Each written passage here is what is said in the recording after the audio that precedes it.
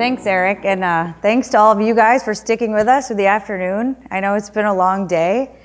As Eric mentioned, my name is Shazia Khan, and I am the founder and director of Microfinance. Many of you may know that in 2010, Pakistan was hit by a massive and devastated flooding that affected about 20 million people. And what the government did was they very, very hastily and very quickly had to figure out a way to create refugee camps to house all of these people whose homes had washed away, essentially. And what happened was that in the refugee camps at night, it was pitch black, and there was sort of an issue of safety. Women were getting raped, and the health clinics couldn't stay open at night to treat people for malaria and diarrhea. It was a dire situation. So Microfinance raised $25,000, and I traveled to Pakistan to distribute the 1,000 solar lanterns. When I got there, I realized, holy moly, I'm going to need a lot more lanterns.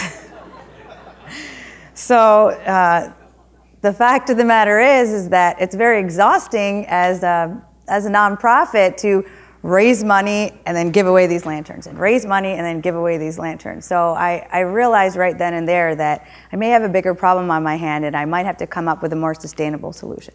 So right now in Pakistan, about 65 million people don't have access to electricity. I thought I needed a task force. So I got a task force to figure out how we were going to address this very important issue of energy poverty. My background is that I'm an environmental lawyer. I was also a consultant at the World Bank working on clean energy and climate change issues. And probably the most interesting project that I got to work on at the World Bank was a Grameen Shakti project. Grameen Shakti is an offshoot of the Grameen Bank. You may be familiar, maybe not. But basically what they were doing is they were bringing renewable energy services to the rural poor in Bangladesh. I'm Pakistani, and so immediately I thought, well, Pakistan's very similarly situated demographically, geographically. They've got very high solar radiation. So I'm wondering if we can do a replication program in Pakistan. So I left the World Bank, and about 7 years ago, I started investigating this proposition. I teamed up with Jeremy Higgs because he's an Australian guy who was living in Karachi for about 5 years, and he was distributing solar lanterns in Pakistan. So he had a lot of operations experience on the ground distributing these lanterns through his initiative called Green Roshni. And lucky for both of us, he agreed to team up with me to work to address this problem. I also recruited 2 people, one from the Acumen Fund and one from the World Bank, who were working with South Asia energy and infrastructure issues. Together, the 4 of us have, I think, 7 years between us of on-the-ground field experience in Pakistan, all working in the energy sector. So here's what it looks like. Our mission, and we are all very, very mission aligned, is to deliver clean energy to rural Pakistan. Now, Pakistan, as many of you may know, I don't want to put any ideas in your head, but it's kind of a troubled place.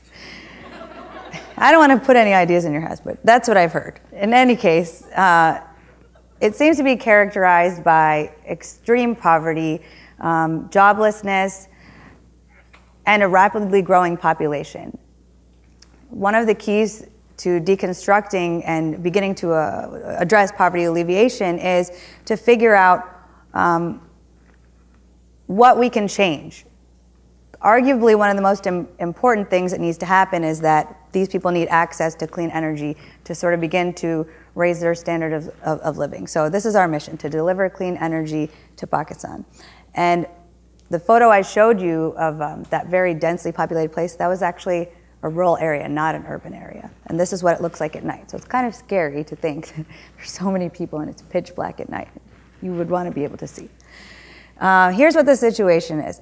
Our energy, Eco-Energy will provide solar energy solutions to Pakistan's rural poor for the same price as what they're spending now. This is what our value proposition is. And it's infinitely better. Solar energy, for many of the reasons elicited earlier today, is infinitely better. It's cleaner, it's brighter, it's healthier. 1.3 million people die a year from respiratory illnesses associated with the use of kerosene. And as you can see, it's much brighter. We all know it's much better for the environment. So it is infinitely better, but we need it to be cost effective as well. Currently, households pay on average anywhere from $3 to $10 a month for battery-powered flashlights and kerosene oils and candles, which means that at 65 million people, each spending on average $5 a month on kerosene, $3.9 billion a year is being spent just on lighting. So it's actually an enormous business opportunity as well, and one that, if it's availed properly, can have an enormous impact. Right? I think we can all agree on that. So what's our strategy? We are very interested in identifying the right product mix, building the right sales team, and establishing the best distribution channels. Here's our value chain. We have got, like many of the other solar distributors here today, a very, very focused place on the value chain. EcoEnergy Finance does last mile distribution in Pakistan. That is all that we do, and we are working to do that the best. We've also narrowed our geographic area of focus to Hyderabad and Karachi. And the reason why we've chosen this area is because it's extremely poor, it's extremely densely populated, as I showed you earlier. It's a good cross-cultural ethnic mix, and also it's a very good urban and rural mix. So it's a very, very good place for us to go and begin our work.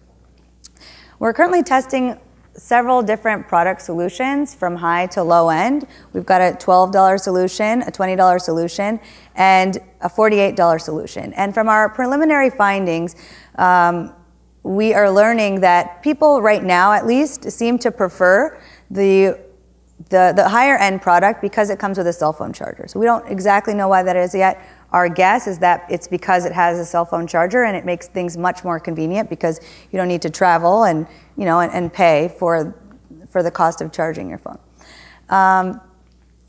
We're building a sales entrepreneur team. Currently, we've got one successful entrepreneur. His name is Shazia Khan. He's pictured here. No relation to me.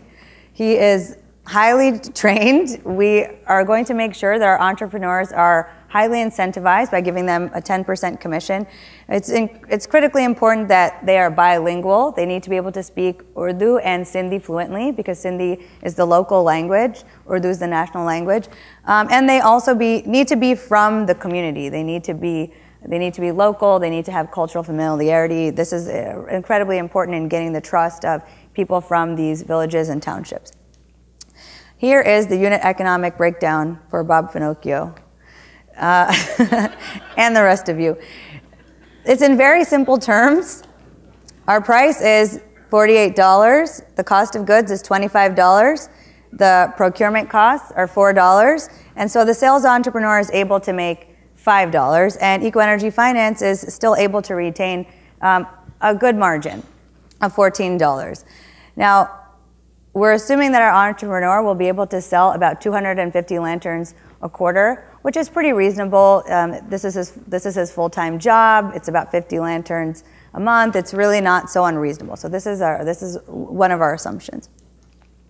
We're also exploring several different distribution channels to see which one will emerge as the best one. We are giving our entrepreneurs a bike. It will be branded with our logo, and he will be able to carry many of the products with him for demonstration. It's incredibly important that they have a bike because most of the entrepreneurs don't have a car, obviously, and it takes a really long time to walk from village to village. So a bike is a very, very effective tool if you're a salesperson and you need to cover a lot of ground. We are also looking into building partnerships with NGOs. Only NGOs, though, or non-governmental organizations that focus on giving us some kind of livelihoods or vocational training to its community members. And then, of course, there's also an existing retail network that's out there that we are looking into selling through. I would like to highlight just one of the distribution channels so that you can better understand how it would work. We are right now talking to a group called Sughar. Sughar is an NGO that teaches its community members, women, how to sew and embroider. Sughar asked us to finance the sale of about 20 lanterns to the women in the village so that they could increase their hours of productivity. So we give the lanterns to Sugar, Sugar gives the lanterns to the women are able to earn additional income. Sugar sells their products for them. And then they can pay off the light and earn a little bit of additional income. Now, I'd like to break this down even more so that you really understand how this works. Right now, Sugar pays these women 30 cents an hour to work 100 hours a month, which means that they earn $30 a month. With these 20 solar lanterns, each of these women is able to work for an additional 20 hours a month, and Sugar will sell whatever they make, and they can now earn $36 a month with those additional 20 hours. The $6 is split up. $4 goes back to EEF so that we can cover our cost and get our profit. $2 stays with the customer. This woman earns $6 a month for 12 months. That means in 4 years, minus the cost of goods, she's made $240.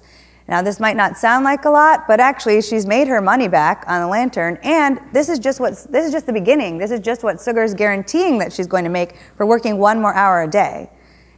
This is just the beginning. She gets to take home this product. It has a cell phone charger. Her kids can study by it.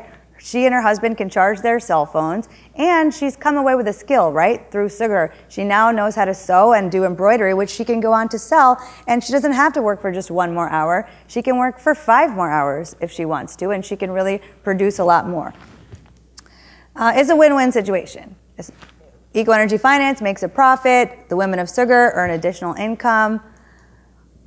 Here is our financial projection. We are very, very early stage, so there are several assumptions that we're testing out right now, but they're all pretty reasonable. At the end of 2013, we intend to have 5 entrepreneurs. At the end of 2014, 9, and at the end of 2015, 13. If each of those entrepreneurs, as I mentioned earlier, is able to sell about 250 lanterns per quarter, then this person can make, you know, a significant amount of money, several $1,000s. In Pakistan, a college graduate earns about $4,500 a year, so this person is really going to be able to earn about half of that, which is a good amount of money for a working class person.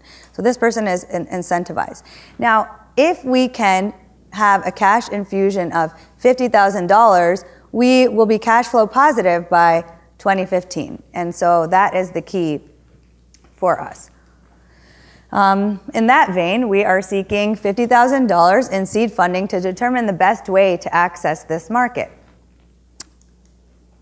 Why I believe we will succeed? Well, there's a number of reasons. We've got a very strong team, as I mentioned before. We've got significant experience in the energy sector and on the ground in the field. We all speak Urdu. We're all Pakistani except for Jeremy, who is engaged to a Pakistani and has been living in Pakistan for a long time, so he's practically Pakistani.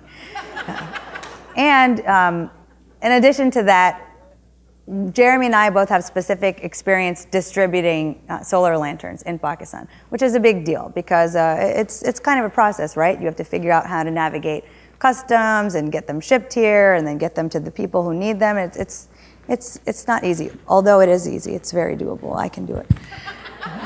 It's also, although we are motivated by a social good, what I realize is that there really is an opportunity here for a self-sustaining business model.